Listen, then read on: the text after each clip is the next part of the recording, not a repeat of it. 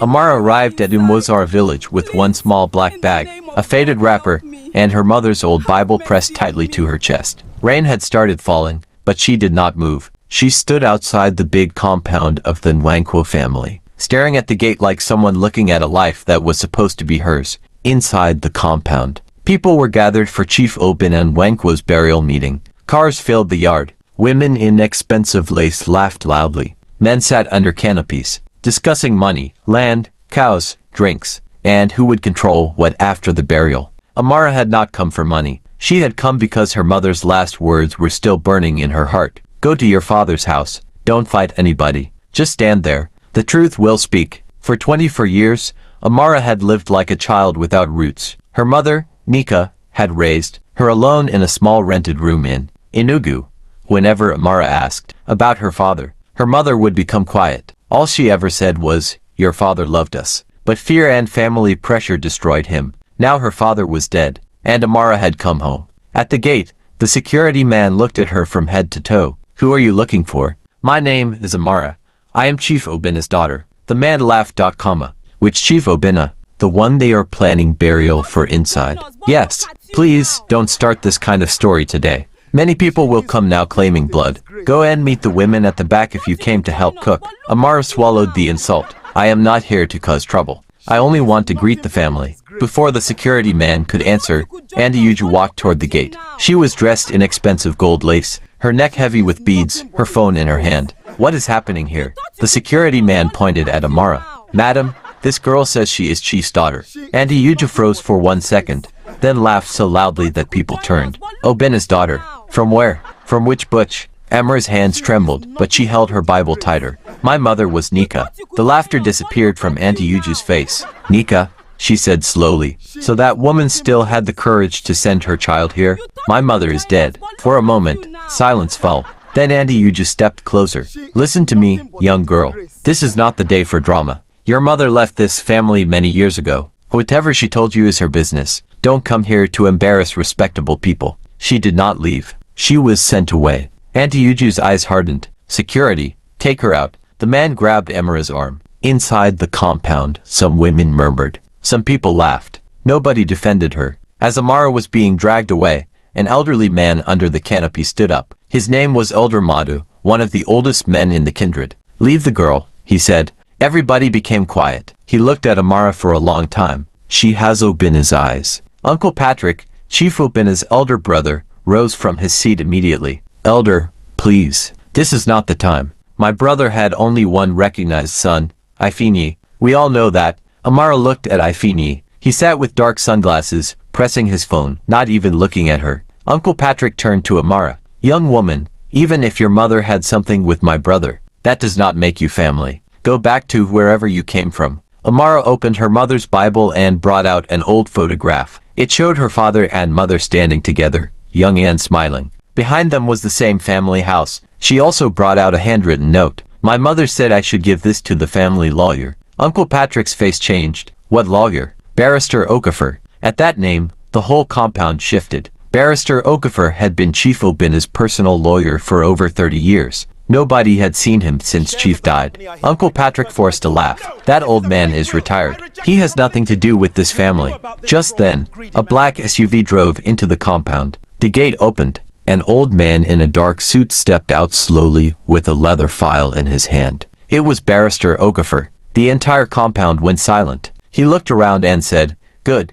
Everyone is here." Uncle Patrick rushed to him. "Barrister, we were not expecting you today." "I know," the lawyer said. "But Chief Obinna instructed me to appear at the first family meeting after his death." Auntie Uju whispered to her husband, "Patrick, what is going on?" Barrister Okafor looked at Amara. "Are you Amara Nwankwo?" Tears filled her eyes. "Yes, sir." The lawyer nodded. "Your father waited for you for many years." People gasped.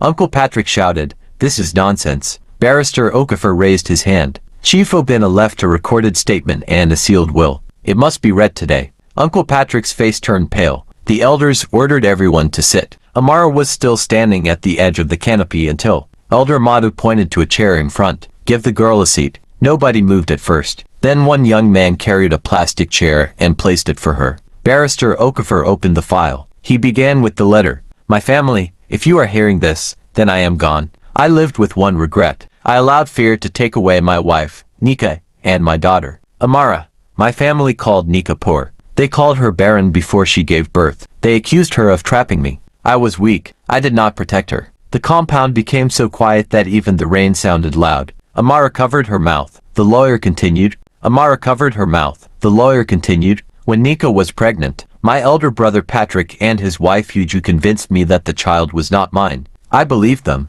I sent her away. Years later, I discovered the truth. Patrick had paid a nurse to lie about the pregnancy dates. By then, Nika had disappeared. Auntie Yuju shouted, "Lie. This is a lie." Barrister Okafor ignored her. I searched for Nika and Amara for years. I sent money secretly through people, but Nika refused it. She said money without courage was useless. She was right. Amara broke down. The lawyer paused. Then he read the final part. To my daughter, Amara, I leave my house in Lagos, my village mansion, my shares in Wankwo Foods Limited, and 60% control of all family business assets registered in my name. To Ifeanyi, I leave 20%, because although he is not my son, I raised him as one. To Patrick, I leave nothing but the truth. To Yuju, I leave the shame she planted. Chaos exploded. Uncle Patrick stood up, shaking. You cannot come here and read rubbish. I built this family with Obina. Barrister Okafor turned to him. You built it with forged documents. Another gasp went through the crowd.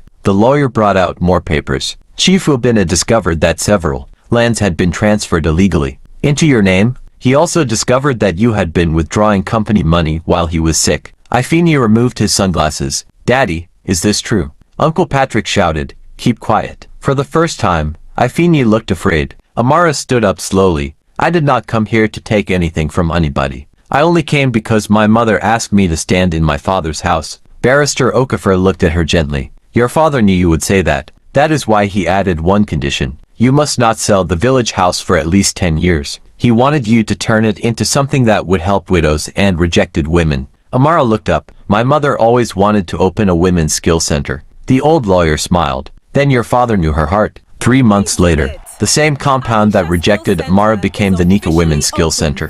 Women came from different villages to learn tailoring, baking, catering, soap making, and small business management. Amara moved into the village mansion, but she refused to live like a queen. She wore simple clothes, greeted elders, and treated workers with respect. Uncle Patrick lost his control over the company. Some of the forged lands were recovered. Auntie Yuju stopped attending women's meetings because nobody respected her again. But the biggest shock came one evening. Ifeanyi came to Amara's office, looking broken. I hated you before I knew you, he said. My parents told me you came to destroy us. But now I know they destroyed you first. Amara said nothing. He continued, I don't want my father's greed to be my future. Teach me the business the right way. Amara looked at him for a long time. Then she said, I will not punish you for your father's sins, but you must earn trust slowly. Ifeanyi nodded. 1 year later, during the anniversary of the census, I know you are village gathered inside. again under the same Please, canopy. in This the time, name of God, Amara help sat in me. front, not as a Have rejected mercy girl, on me. but as the woman who had restored dignity to many homes. Elder Madhu stood and spoke. Many years ago,